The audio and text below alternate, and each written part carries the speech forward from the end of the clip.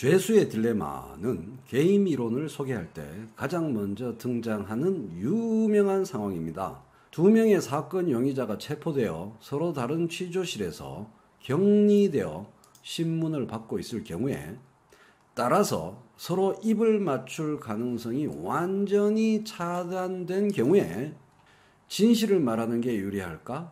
거짓을 말하는 게 유리할까가 매우 고민되는 그런 상황을 말하는 겁니다.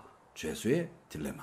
다른 용의자도 자기처럼 거짓을 말하면 가장 좋겠지만 그것이 전혀 보장되지 않는 상황이고 자기 혼자만 거짓말을 한 게 들통나면 더 큰 처벌을 받을 수 있으니까요. 세계 게임 이론 역사상 처음으로 죄수가 아닌 검사가 죄수의 딜레마에 빠지게 되었습니다.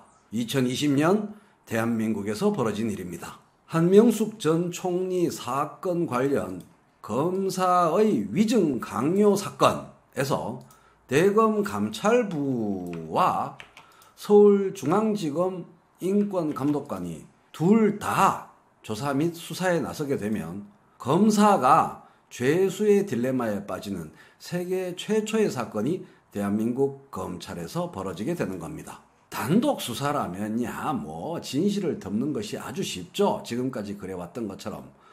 그러나 이번에는 다른 수사 주체가 있기 때문에 함부로 진실을 덮는 잘못된 조사 또는 수사를 할 수가 없습니다. 그렇다고 다른 수사 주체와 내통하여 수사 방향에 대해 미리 입을 맞출 수도 없는 상황입니다.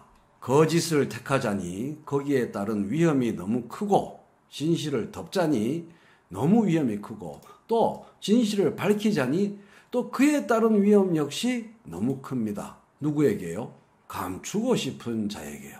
이 딜레마는 서울중앙지검 인권감독관에도 해당하고 수사 결과를 총괄해야 할 검은색 중화요리 음식에도 해당합니다. 이 인권감독관은 이씨고 이 중화요리는 윤씨입니다. 서로 다른 조사 및 수사 결과가 조직수장에게 보고되면은 조직수장은 다시 어느 보고가 어느 수사 결과가 옳으냐, 어느 말이 누구 말이 옳으냐를 따지는 실체적 진실을 따지는 과정을 밟아야 합니다. 둘 중 어느 하나만을 진실된 수사 결과 보고서로 채택할 수 없다는 이야기입니다. 왜냐하면 보고서 작성 주체가 둘 다 검찰이기 때문이죠. 법무부가 어제 내린 지시로 조사 및 수사 주체가 이원화된 현 상황은 검은색 중화요리의 단순한 머리로는 지금까지 전혀 예상하지 못했던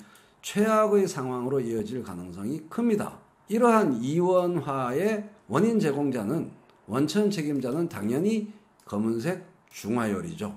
지금까지 그 검은색 중화요리가 그 자리에서 잘리지 않고 버틸 수 있었던 것은 수사 착수 단계에서 변호하는 자보다 수사하는 자에게 가산점을 주는 사람들이 국민 내부에 다수 존재했기 때문입니다. 지금 그 검은색 중화요리는 수사하는 자라는 배타적 특권을 빼앗겼습니다. 이원화되었으니까요.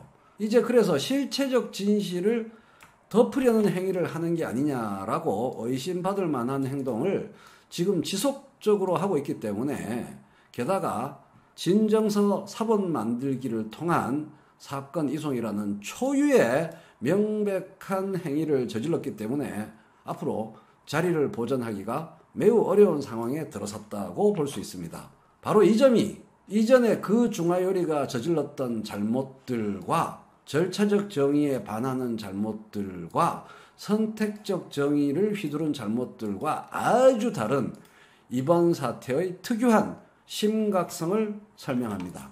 불장난을 너무 좋아해서 눈에 띄는 심지마다 불을 붙이곤 했는데 이번에는 그 심지의 반대쪽 끝이 자신의 쌍바위꼴 사이에 깊숙하게 꽂혀 있음을 그 중화요리는 깨닫게 될 것으로 보입니다. 이상 어제 오늘의 법무부, 검찰, 국회에서 벌어진 일들을 보도한 그 어떤 언론과도 다른 최인호 TV의 심층 분석이었습니다.